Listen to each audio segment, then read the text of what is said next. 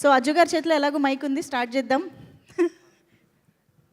Megastar గారి కెరియర్లో highest grossing film ఫంక్షన్కి వచ్చినందుకు మీ అందరికీ థ్యాంక్ యూ. ఎందుకంటే థ్యాంక్ యూ మీట్ కాదు, ఇది హైయెస్ట్ గ్రాసింగ్ ఫంక్షనే.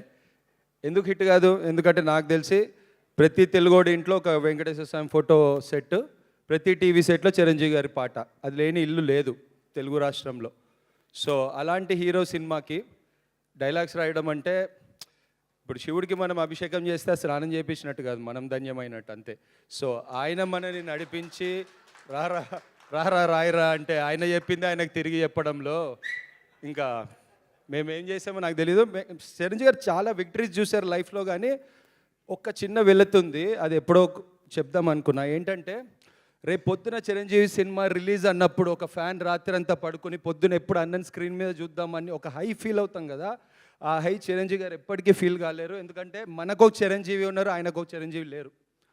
మనకున్నారు, ఆయన స్క్రీన్ మీద కనిపిస్తే పేపర్లు వేస్తూ అరిచేటప్పుడు మనం ఫీల్ అయ్యే హై ఆయన ఎప్పటికీ అనుభవించలేరు, ఎందుకంటే మనకున్న చిరంజీవి ఆయనకు లేరు.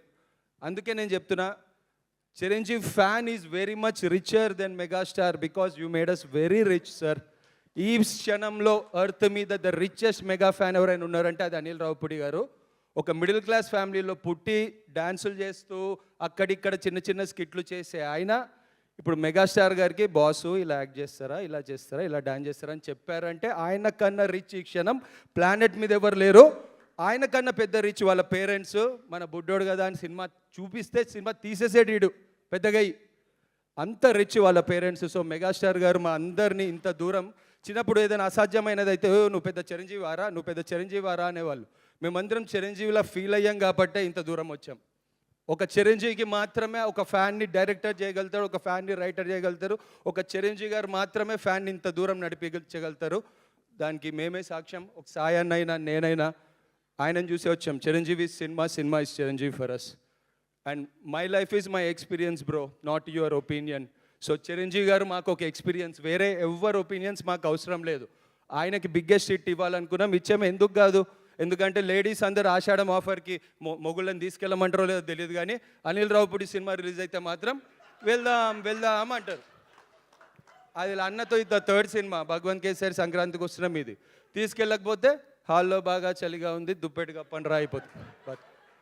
సో అలాంటి అన్న మన లైఫ్లో బయోపిక్స్ చూస్తే వెంకటేష్ గారి సినిమాలు లేకుండా ఎవడి బయోపిక్ లేదు. అట్లీస్ట్ మా మిడ్-90 కిడ్స్కి అరే అతన్ని ఎప్పుడు కలిసాము, ఆ సినిమా అప్పుడు కదా, అరే వాడిని ఎప్పుడు, అంటే వెంకటేష్ గారు మన part and parcel of life.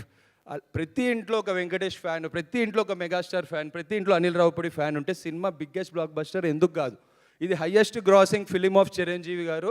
నేను ఆల్రెడీ టీషర్ట్ కుట్టించుకున్నా, అది ఎండలే కాబట్టి ఇది వేసుకొచ్చా, కానీ ఇది జరుగుతుంది, మీరు చూస్తారు ఒక రోజు, ఇది జరిగి తీరుతుంది ఫిక్స్. అండ్ నాకు ఈ ఛాన్స్ ఇచ్చినందుకు నేను అనిల్ అన్నకి థ్యాంక్స్ చెప్పినా కూడా తక్కువే. బట్ చాలా దూరం నడిచాం ఇక్కడ దాకా ఉండడానికి. నన్ను నడిపించినందుకు సాయి అన్నకి, అనిల్ అన్నకి చాలా చాలా థ్యాంక్ యూ. అండ్ నేను అన్నకి పార్క్ హోటల్లో ఒక్క మాట చెప్పా, అన్న నువ్వు లైఫ్లో చూడని పేపర్లు విజిల్స్ చూస్తావన్నా అని. ఆ రోజు భీమ్స్ అన్న అనిల్ అన్న ఉన్నారు, చూసావు కదా అన్న, నువ్వు ఆ రోజు చూసావు కదా.